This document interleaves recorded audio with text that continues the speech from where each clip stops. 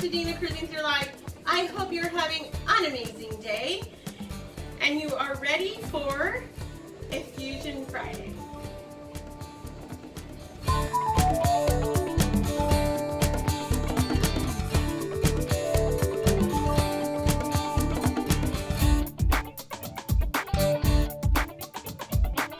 So Effusion Friday, I basically just find a topic and find a few things that that are at the top of my list, or best planning tips or things like that.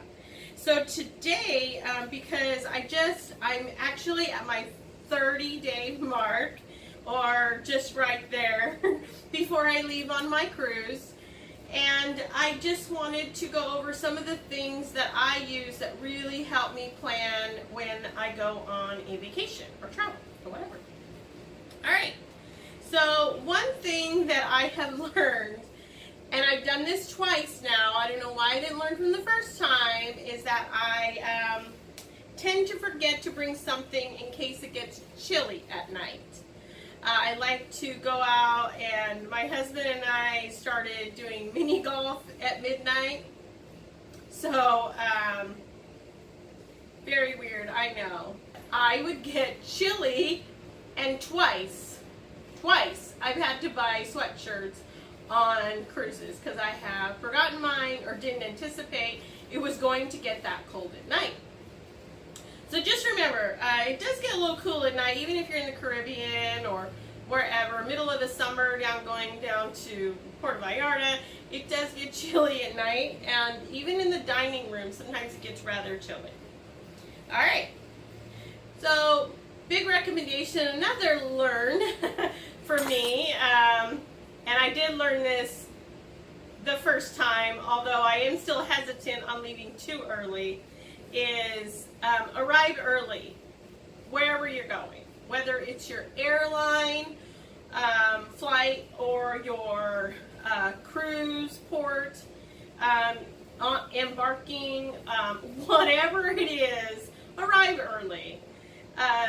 Because anything can happen, and I did learn this. Although my last cruise, I kept telling them, no, I don't want to, and leave too early, but we ended up leaving early, and we got there quick. But we walked around, and they actually let us board early, so go figure.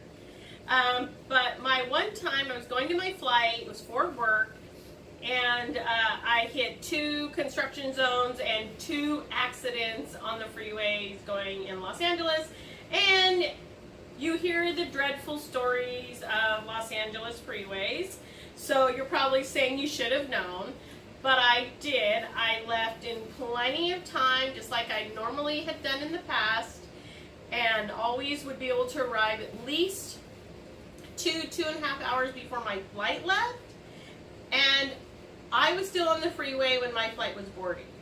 That's how delayed I was. So I just figured, you know, if you can go the day before, that's great. If it's something that's not in your budget, just try to make sure that you plan for a good amount of time before your flight leaves. Okay? All right. Next, research. I think researching to an extent is always good. The only thing that I don't care to see, and I won't watch, are when there are clips like on YouTube or videos, stuff like that, of the shows on the ship or the ship tours. I'm okay to see pictures and stuff, but I think what I want to do is really experience it for myself, walking on and see the grandiose of most places. And so I usually will skip those.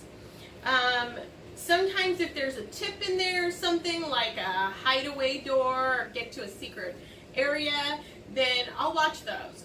But for the most part, I just really like to sit back and experience that part for myself. When I say research, what I'm really talking about is actually find out how much it's actually really going to cost, what kind of drinks are included, what food is included, The arcades are not included. All of those things, because you don't want to come out with a very large bill, especially if you're traveling with your children. Know that their sale and sign card can be attached to yours, and it's always better to put money on their own card cash. And when they run out, they run out. But, I mean, do your research. Think of all those little things that could impact your vacation. Next, plan for the unexpected. And when I say plan for the unexpected, what I really mean is buy travel insurance. You do not know if you are going to break your ankle, get stitches, have to, fly from a port out because of, you get ill. Anything can happen. So you just want to be very secure that you are covering your whole trip from literally leaving your house to the time you return. So, all right, budget. Now, some people don't have to worry about a budget. They can say, I will pay for that $11,000 cruise. I, on the other hand, cannot do that. So I have to live within a budget. And what I do is I try to pace it out over time. And then I do a lot of alerts on flights to see what best deal I'm going to get. And I look and see how much the gratuities will be. I look and see exactly what I want to do on and off the ship. And fall within those budget guidelines and see where I'm going to get my maximum use of my money is. So think about every little thing. So mine is the cruise, the budget, the cruise, the flight, if there is a flight, or transportation. There's also parking if I'm going out of my local, what I consider my local port, which is Long Beach, Los Angeles. So there's parking there. Now parking there has run me around $140 a week. That's pretty significant, so think about that. And then there's gratuities. There's if I want to do specialty dining. There is if I want to have a couple drinks on the cruise. There is what kind of shore excursions do I want to do. Tips. We want to be able to tip our cabin steward or our wait staff. I don't drink a lot. So I think with the gratuity in there, okay, my thought is on gratuities, just so we're on the subject of budget. If I have to walk to the bar to get my drink, you're not getting a tip. I've done half the work. It sounds horrible, but that's my thought on that. There's already a gratuity included. If you didn't know, anything on top of that is a double tip. Now, if they bring it to me, and I order from my chair, I will give an additional tip because you have gone out of your way to come and provide that special service for me. So that is the way I look at tipping on the cruises for alcohol drinks. Everybody's going to have their own thought on that, but that's fine. But I look at all those different fees and everything of what I'd be spending, and I have a kind of budget spreadsheet video, and I'll link it below, of kind of what those items are, so you can kind of see what my next cruise is for the Epic, what that looks like. Alright, for luggage size, check your luggage, the height, the weight, the depth, the weight, with it packed, all of your luggage, not just your carry-on, but your larger suitcases as well. If you go over a certain dimension, it's considered oversized luggage. If you go over the weight, you're going to be paying more too. So believe me, that all falls within that budget line. So if you're not expecting to spend another $50 to $100 for an oversized luggage piece or over the weight, then you need to make sure that you are checking all these items. All right, pre-pack. So I did a video on pre-packing just to make sure I am following those guidelines for the airlines that I'm taking. I'll link that video below just so you know. And I looked at all what I was taking and stuff, and then I realized when I was over that weight limit, I did take a couple things out, including that tripod, and I readjusted. Now I did go back in and I added in a couple things, like I think I added in these cruise pants and just some comfy stuff. And I still stayed within the weight limit, and I was good. And it fit. And so I think you can adjust things like that.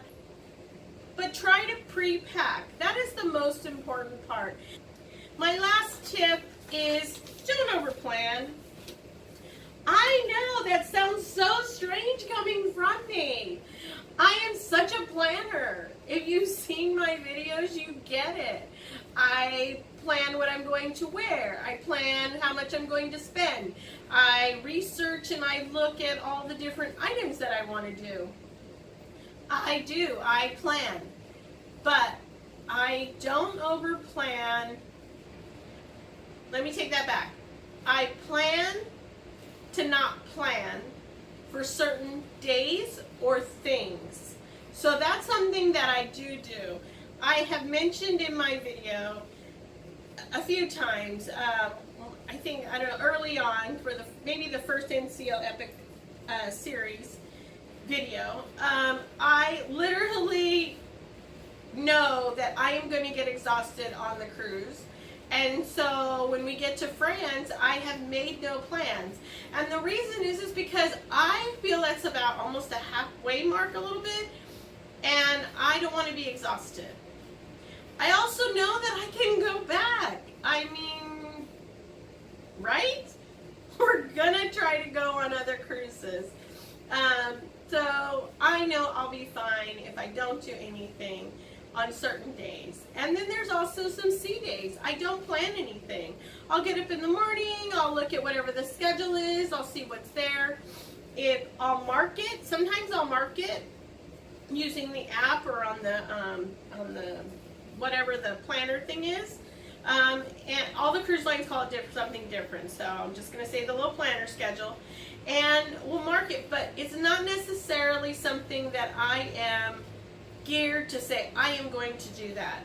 I'll just be like, yeah, okay, I'll go. And I'll say, no, I'm going to sit here and read, or I'm going to watch a movie, or I'm going to take a nap. So all those things. So I think it's great just to not overplan. Think of your vacation as experiences and to rejuvenate and relax. So I hope you enjoyed these few planning tips that I use to travel with and to go on cruises with. If you have any planning tips that you'd like to share, please leave a comment below. And if you like this video, give it a little like on the button down there. And if you really liked it and like to see more upcoming adventures, please subscribe right up there. And if you want to see me in between, which, I don't know, a little selfie face or something like that, follow me on social media, which are here. All right. Take care and have a great day.